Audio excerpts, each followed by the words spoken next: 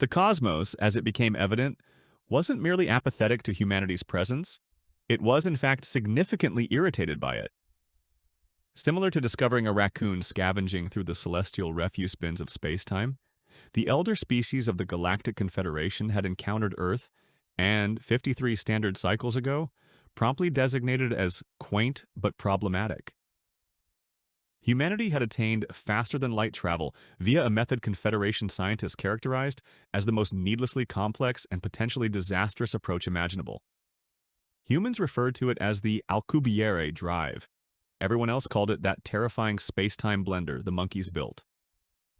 Nonetheless, it functioned, and abruptly, the galaxy found itself contending with yet another species of bipedal mammals harboring delusions of grandeur. The diplomatic exchange hall on Proxima Station shimmered with the artificial gloss that only arises from the awareness that important individuals will be scrutinizing your interior decorating decisions. Delegates from 37 spacefaring civilizations mingled, floated, or seeped, depending on their unique evolutionary trajectory, through the expansive chamber. The illumination had been adjusted to accommodate 16 distinct visual spectra, resulting in everyone appearing dreadful in subtly different ways. And so I informed the Coscathique ambassador, a gelatinous diplomat from the methane-breathing Bovian collective droned on, that if they desired the mining rights to the Epsilon cluster, they would be required to present at least 3 additional interpretive dance performances elucidating their cultural connection to mineral extraction. The Earth ambassador, smiling professionally while internally calculating the socially acceptable number of drinks at this event, nodded politely. This was diplomacy, smiling through obvious absurdity while striving to avert interstellar conflict. The human had mastered what diplomatic veterans termed the nod and placate, a technique initially honed during parent-teacher conferences and now deployed across the stars. Fascinating, the human responded, having perfected the skill of feigning interest while contemplating virtually anything else. The Confederation's emphasis on cultural expression as a component of resource allocation continues to be illuminating. What the ambassador didn't express was that most humans perceive the Confederation's bureaucracy as a nightmarish amalgamation of the DMV, tax season, and a particularly pedantic book club, all condensed into a cosmic joke.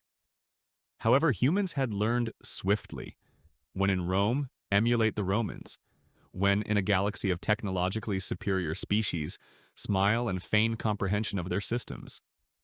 This meticulous dance of diplomatic pleasantries would have persisted indefinitely had the Verloc not elected that precise moment to unveil their latest pacification endeavor.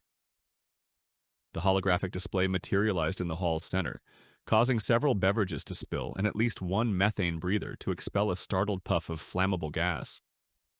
The imposing, chitinous form of High Commander Zrax of the Verloc Dominion emerged, mandibles clacking with what approximated joy in their species. "Attention, civilized beings of the Confederation," the insectoid commander declared, the voice translator failing to conceal the clicking undertones. "The Dominion is delighted to report that we have successfully pacified the unruly human settlements in the Teti system. Their feeble defenses proved inadequate, as anticipated from such a primitive species." The chamber fell silent. Even the perpetually chattering Bovian diplomat ceased its bubbling monologue. All eyes, optical senses, and sensory appendages turned towards the human ambassador. "Excuse me," the human said, their voice projecting through the sudden quiet with remarkable clarity. "Could you please clarify what you mean by pacified?" The Verloc commander's compound eyes gleamed with a blend of amusement and disdain. "Is the human translation matrix malfunctioning? We have neutralized your outposts, removed them. They were impeding proper development of resources beneficial to advanced civilization." "Those were civilian colonies," the human replied, still maintaining that diplomatic smile, which now appeared frozen in place. "With families, children, over 30,000 people." The Verloc commander waved a clawed appendage dismissively. Yes, very unfortunate. But the Dominion had filed Form CR 7291B, intent to utilize underdeveloped regions, with the Confederation Resource Management Committee. It was approved last cycle. We never received notification of any such form, the human stated. A lanky, bureaucratic flexen shuffled forward, 7 of its 12 limbs clutching various data tablets. Actually, the notification was appropriately delivered to Earth's central processing facility, as mandated by Confederation Procedure Section 947, Paragraph 32, Subparagraph Q. It clearly stipulates that all member species must inspect their designated communication hubs no less than every 73 standard hours. That's 3 Earth days, the human translated. You sent a notification that you were intending to attack our colonies and provided us with 3 days to locate it, in what I can only presume was buried beneath 177,000 other forms? Procedure is procedure, the Flexan sniffed, or at least produced a sound approximating a sniff through its breathing spiracles. The Verloc adhered to proper protocol? The human ambassador surveyed the room, observing how many of the assembled diplomats were nodding in agreement with the Flexan. 53 years of adhering to the Confederation's labyrinthine regulations, of being the courteous newcomer, of feigning amusement at unfunny jokes, and of pretending that completing forms in triplicate was a rational method of conducting interstellar relations, all of it abruptly felt like a cosmic-scale practical joke. This is the 3rd human colony the Verloc have pacified in recent months, the ambassador said, their voice now devoid of any pretense of diplomatic cordiality. Each time you've concealed yourselves behind your bureaucracy. Each time we've lodged complaints through proper channels. Each time those complaints have been misplaced or postponed due to processing requirements. The Verloc commander's mandibles clicked rapidly in what humans had learned was their equivalent of laughter. Perhaps if your species were more proficient at navigating civilized systems, you would not find yourselves at such a disadvantage.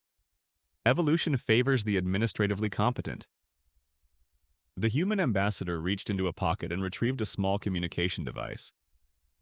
One button press and a direct link to Earth's Unified Defense Command opened. The ambassador didn't bother with privacy. This is ambassador name, Diplomatic Clearance Alpha 79er, transmitting authorization code Omega Protocol. The Verloc have destroyed Teti, confirmed civilian casualties exceeding 30,000. This follows the attacks on Epsilon Eridani and Procyon colonies, requesting immediate implementation of Contingency Barbarossa. The device emitted a brief acknowledgement tone. The ambassador pocketed it and looked up, finding the entire hall staring, a blend of bewilderment, amusement, and, in a few instances, the initial stirrings of apprehension on alien faces. "What was that?" inquired the Jovian representative, its gas-filled environmental suit rippling with curiosity. "Some form of emotional release ritual? We comprehend that primitive species often require catharsis in times of stress." "That," the human responded, "was me informing my government that the period for amiable conduct has concluded." The High Chancellor of the Confederation, a wizened Arcturian with skin resembling ancient parchment, floated forward on his gravity disk. Now, Ambassador, let's not be hasty. I'm certain we can arrange a committee to examine the procedural aspects of the Verloc's resource acquisition strategy. Perhaps in the next standard cycle, we have an opening on the 47th rotation." The human smiled, not the diplomatic smile, a different one, the kind that sent shivers down the spines of those species fortunate enough to possess spines. "Chancellor, with all due respect, which at this juncture is minimal, humanity has endeavored to adhere to your regulations. We've completed your forms, we've participated in your cultural sensitivity seminars, we've even feigned amusement at your species' universal translator joke subroutines, which, believe me, are not humorous." A gasp rippled through the assembled diplomats. "But now," the human continued, "you've mistaken our civility for frailty, our forbearance for incapacity, our self-control for limitations. Therefore, allow me to be unequivocally clear as I deliver my government's official response to these attacks." The ambassador's voice resonated across the hall, not raised in volume, yet somehow everyone perceived it with absolute clarity. "This is Earth's final warning. Cease attacking our colonies, or we cease pretending to be civilized." The Verloc commander's mandibles clicked rapidly once more. "Is this a threat from humans? How charmingly primitive. What will you do?" Hurl rocks at our battle cruisers? Several diplomats chuckled nervously. The Arcturian chancellor waved his ancient hands placatingly. I am confident the human is merely undergoing emotional distress. Their species is renowned for their outbursts. Actually, the human replied, inspecting a small timepiece, in approximately 45 seconds, you'll receive your answer. As if on cue, the massive holographic displays throughout the diplomatic exchange hall flickered. Security overrides engaging, as every communication channel in the station was simultaneously accessed. The visage of a stern human in a military uniform materialized on every screen. This is Admiral Cheng of the Earth Defense Fleet to all Confederation species. The destruction of our colonies constitutes an act of war under both Earth and Confederation law, Section 1293, Paragraph 7, for those who appreciate citations. We have attempted diplomatic resolution through your channels without success. Therefore, effective immediately, Earth is invoking Article 17 of the Confederation Charter, the right of proportionate response. The Flexen bureaucrat began frantically searching through tablets. There's no such article. I've memorized all 9,347 articles of the Charter. Examine the appendices, the human ambassador suggested mildly. The ones we appended when we joined, the ones none of you ever bothered to peruse because, and I quote, multiple representatives. What could primitives possibly contribute to galactic law? The Admiral continued. A demonstration of Earth's response capabilities will commence in 30 seconds. We advise all Confederation observers to direct their attention to the uninhabited moon of Verloc Prime. That is all. The transmission ceased. The Verloc commander's compound eyes widened in what might have been the first manifestation of genuine apprehension ever witnessed in their species. This is absurd, the commander sputtered. The humans possess no military capabilities that could possibly... Whatever the commander was about to articulate was truncated as fresh images appeared on the holographic displays, this time exhibiting a real-time feed of the desolate, cratered moon orbiting the Verloc homeworld. For a moment, nothing occurred. Then, without warning or visible beam, a flawless hemisphere of the moon simply vanished. No explosion, no dramatic effect. One instant it existed, the next a perfect semicircle remained, the newly formed flat plane glowing cherry red at the edges.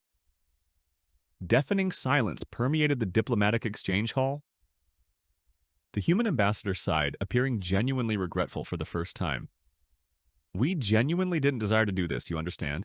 We were quite content playing the role of the eager newcomers, learning from our advanced galactic neighbors. It was significantly simpler. What was that? The Chancellor whispered, his ancient voice quivering. That, the human responded, was a solitary vessel utilizing what we term a controlled demonstration device. The actual weaponry is substantially more impressive.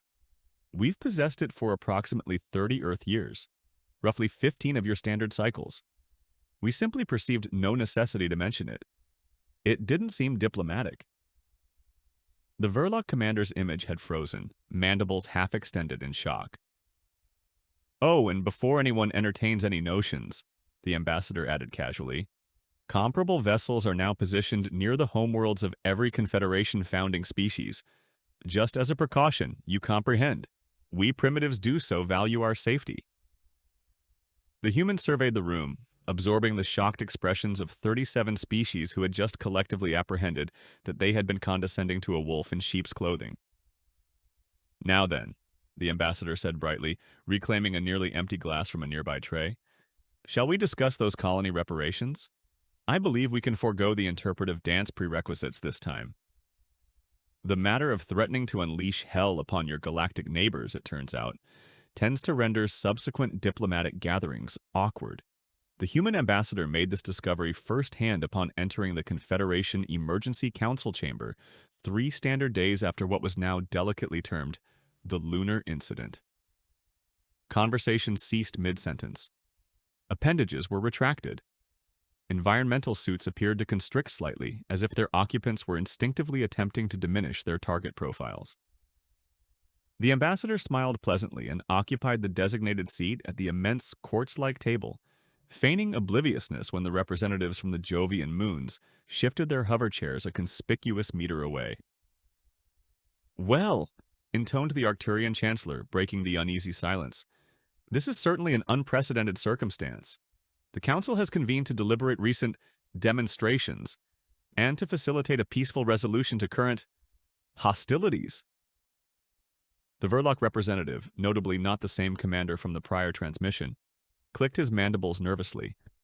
The Dominion wishes to express its reconsideration of resource extraction priorities in human-occupied systems. "How magnanimous of you," the human replied, their voice saturated with enough sarcasm to inundate a small ocean. "And the reparations for our devastated colonies?" The Verloc representative's compound eyes darted about, seeking support from fellow council members and discovering none. The Dominion believes that perhaps a mutual de-escalation would be in everyone's best interest before delving into such particulars. "I perceive," the human said. "So you desire us to deactivate our defensive systems asterisk before asterisk? You've even acknowledged culpability for the demise of 30,000 civilians? How very Verloc of you." The Chancellor extended his wizened hands. "Perhaps we should ascertain some fundamental facts. The human demonstration was undeniably impressive, yet inquiries persist regarding humanity's genuine capabilities and intentions." A blue-skinned Regalian analyst floated forward, tentacles enveloping a datasphere. "Our preliminary evaluation indicates the lunar demonstration employed some form of matter displacement technology, hitherto unknown to Confederation science.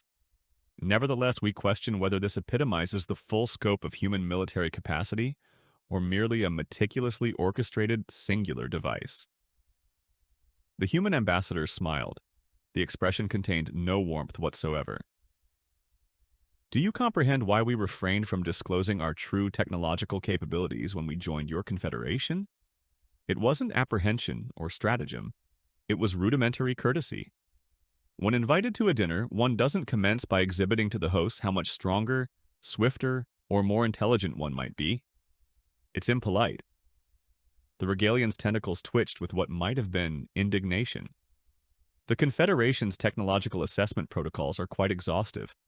It appears improbable that humans could have concealed substantial advancements."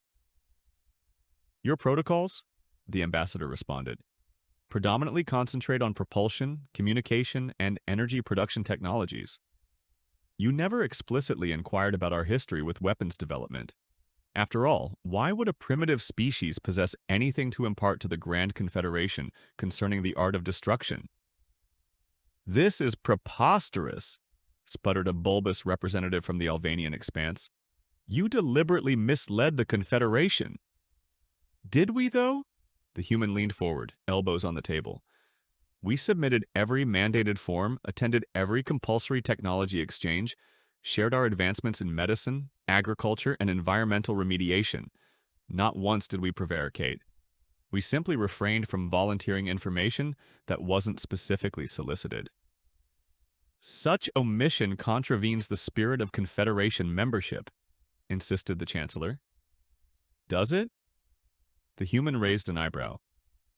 "Intriguing perspective. Inform me, Chancellor, when were you planning to apprise Earth of the Confederation's clandestine biological research facilities in the Toe Quadrant? The ones developing species-specific pathogens? Or would you prefer I continue pretending we're oblivious to those as well?" The council chamber erupted in a cacophony of remonstrations, denials, and the distinct sound of several translation devices overloading from the sheer volume of simultaneous outrage.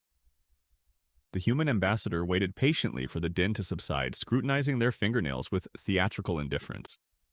When relative quiet ultimately returned, the ambassador spoke again, their voice composed and measured. "Let's dispense with the performative indignation, shall we? Earth isn't engrossed in Confederation political machinations, secession disputes, or resource conflicts. We simply desire to exist without having our colonies vaporized because some species completed the correct paperwork." "What precisely do humans desire?" inquired the Chancellor, abruptly appearing every moment of his 300-year lifespan. "Immediate cessation of all hostilities against human settlements, full reparations for lives and property forfeited, and formal acknowledgement of Earth's defensive perimeter, encompassing all presently colonized systems. The Verloc representatives' mandibles clicked rapidly, their equivalent of nervous laughter.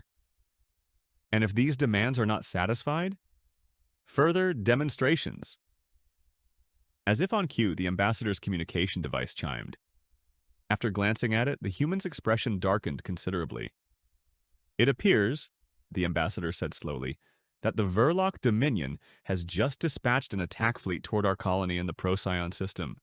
Evidently, they believe our lunar demonstration was our sole card to play. How disappointing. The Verloc representative froze, mandibles mid-click. That's unfeasible. I received no notification of military operations. Curious how vexing it is when information fails to reach you through proper channels, isn't it? The human smiled thinly before addressing the council at large. Representatives of the Confederation, I propose you direct your observation arrays toward the Procyon system. Educational opportunities such as this shouldn't be forsaken. The council chamber's central holographic projector activated, displaying a real-time feed from Confederation monitoring stations. 8 colossal Verloc warships, their distinctive pincer-like profiles unmistakable, were approaching the diminutive human colony world. Those vessels are Annihilator-class dreadnoughts, whispered the Regalian analyst, each capable of reducing a planetary surface to magma. Indeed, concurred the human. They are rather imposing, aren't they? The pride of the Verloc fleet, constructed to instill terror throughout the sector. Absolutely gargantuan. The Chancellor turned anxious eyes toward the human. You seem remarkably unperturbed for someone whose colony is on the cusp of obliteration. Do I? The human rechecked their communication device. Ah, immaculate timing. The defense fleet has arrived. The council in unison leaned closer, anticipating the emergence of a vast human armada to counter the Verloc threat. Instead, a lone, diminutive vessel materialized on the display, no bigger than a standard Confederation courier ship. Laughter, or the various species equivalent, rippled throughout the chamber. That is your defense fleet? The Verloc representative, their self-assurance visibly restored. One tiny spacecraft against 8 dreadnought? It appears humans are as undeveloped as we believed. Proportion isn't everything, the ambassador responded calmly. Something your race might one day comprehend. Indeed, humans possess an expression. It is not the magnitude of the dog within the conflict, however the magnitude of the conflict within the dog. The translation device struggled with the term, generating a string of perplexed murmurs throughout the chamber. On display, the tiny human craft sped up towards the Verloc battle group, which had assumed an attack formation. The dreadnoughts unleashed a barrage of energy projectiles, producing a stunning visual spectacle as they closed in on the human vessel. Not a solitary projectile struck its mark. The human vessel maneuvered with impossible speed and precision, fluidly evading the concentrated barrage of 8 capital warships. It maneuvered between energy projectiles as though they were moving in slow motion, at times getting so close to a dreadnought that it appeared to graze its outer layer. Fascinating targeting algorithms you have there, the human commented casually. Exceptionally extensive coverage. Regrettably, they presuppose your objective complies to identical physics principles as your species comprehends. The Regalian analyst's tentacles were frantically manipulating scanning equipment. This defies possibility.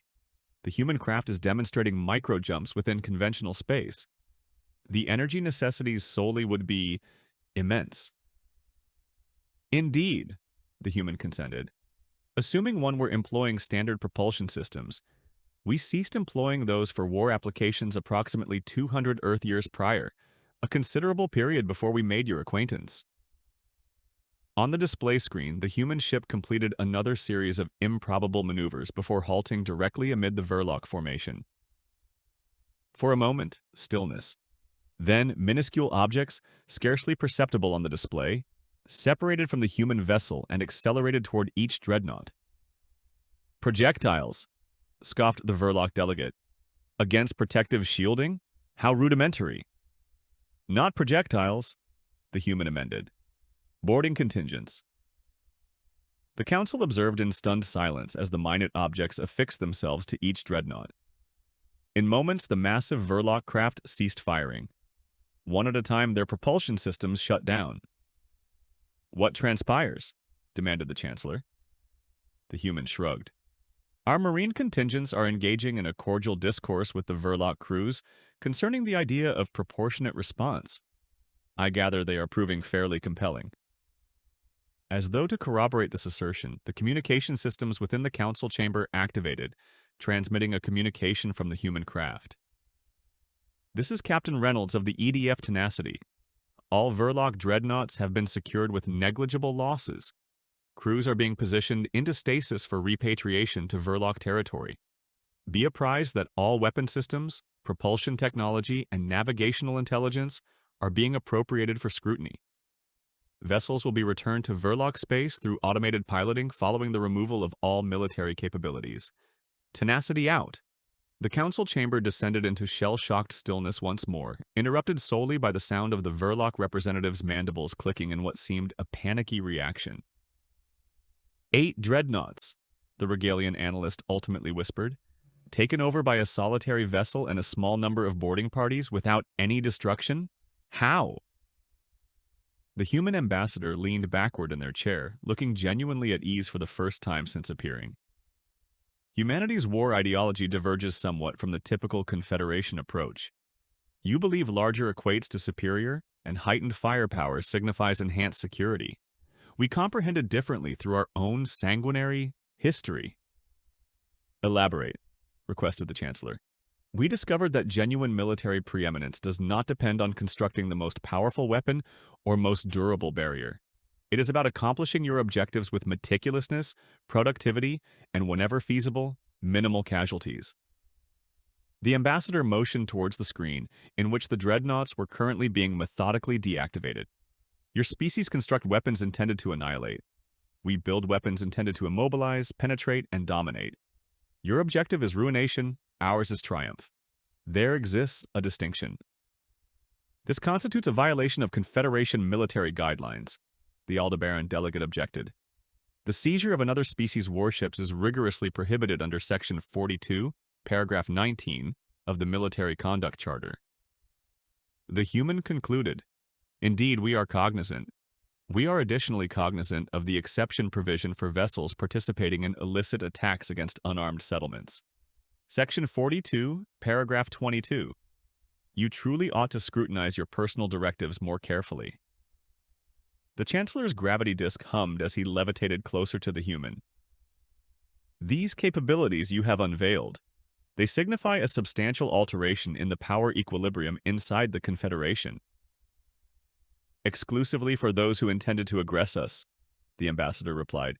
"For everyone else, nothing has been modified. We remain the same humans who have been disseminating medical advancements, environmental restoration methods, and cultural dialogues for the past 53 years. We never desired to unveil this facet of ourselves." "Then what was the purpose of creating these technologies initially?" inquired the Regalian. The human's expression developed distant, introspective. "Because prior to us reaching space, we nearly obliterated ourselves repeatedly. We learned through harsh experience that harmony is not sustained by positive intentions in isolation. Occasionally, it must be ensured by the believable threat of overwhelming response." The ambassador rose, smoothing their diplomatic uniform with precise gestures. "Presently, might we resume our initial dialogue? Colony compensation, cessation of aggression, and acknowledgement of Earth's defensive parameters. I believe the Verloc may be increasingly incentivized to negotiate in sincerity now." The Verloc delegate, mandibles wholly motionless for possibly the first time in recorded history, simply nodded. "Exceptional," the human stated, grinning affably once more. "And perhaps subsequently, we may engage in a more voracious discourse concerning what else humanity has been tactfully omitting." A collective shiver coursed through the assembled representatives of the Galactic Confederation as they collectively realized the same unnerving truth. They possessed no inkling what other capabilities these affable, courteous primitives might be concealing. The most terrifying aspect, the humans didn't appear particularly enthusiastic to demonstrate them. Galactic historians would subsequently designate the ensuing week as the briefest, most impactful power realignment in Confederation history. While diplomats fumbled through reparation negotiations, the Verloc Supreme Command, evidently dissatisfied with their initial two humiliations, initiated a last-ditch offensive against Earth itself. Their rationale, as intercepted communications later divulged: if we obliterate their homeworld, their colonies will capitulate, irrespective of their technological stratagems. The attack fleet emerged from hyperspace to discover Earth seemingly unprotected. No orbital platforms, no defensive grid, merely a picturesque blue-green world ripe for subjugation. That ought to have been their initial warning. What ensued wasn't so much a conflict as a technological exorcism. Earth's atmosphere itself appeared to awaken, teeming with microscopic defensive drones that disassembled the Verloc ships molecule by molecule. Weapon systems simply ceased operating. Navigational systems rerouted ships into holding patterns. The formidable armada dangled impotently in orbit, entirely neutralized in under 3 minutes. As the Confederation Council observed the feed in horrified fascination, the human ambassador sipped tea with infuriating nonchalance. "We refer to it as our planetary immune system," they elucidated between sips. "Developed following our Third World War. Rather efficacious, wouldn't you concur?" When the Regalian inquired how such technology could conceivably exist without detection, the human's response chilled the chamber. "We've endured 5,000 years of nearly unremitting warfare on Earth. The past century of peace is the aberration, not the norm. We didn't disclose our defenses for the same rationale. You don't present a loaded weapon to a stranger. It's fundamental survival instinct." The ambassador deposited the teacup with a soft clink. "And now perhaps we can ultimately engage in a candid discourse concerning humanity's position in this galaxy. No additional pretense, no additional forms in triplicate, merely mutual esteem between equals." The ensuing silence was deafening. 6 months following the Earth demonstration, as it was now delicately termed, the Confederation had undergone a remarkable metamorphosis. The bureaucracy persisted, naturally. Some phenomena transcend species. But interaction with humans had fundamentally altered the galactic landscape. The Verloc, astonishingly, became humanity's most ardent proponents. Their new ambassador elucidated it with characteristic frankness. The humans could have eradicated us. Instead, they repatriated our soldiers unharmed, with a sternly worded missive. Such clemency warrants reverence. When the Arcturian Chancellor formally acknowledged Earth's revised status in the Confederation, conferring upon humans a permanent Security Council seat, his address contained a nugget of uncomfortable verity. "We mistook civility for frailty, forbearance for obliviousness, and self-control for incapacity. Our most egregious blunder wasn't underestimating human technology. It was neglecting to comprehend that their civilization wasn't an indication of evolutionary progression, but a deliberate decision made by a species that had already mastered barbarity." The human ambassador accepted the position with characteristic elegance, even presenting a gift. A diminutive terrarium containing an Earth rose adjacent to a patch of weeds. "Civilization and savagery," the human elucidated, "originate from the same soil. We simply elect which to irrigate." The Confederation representatives applauded nervously, abruptly, keenly interested in remaining thoroughly hydrated.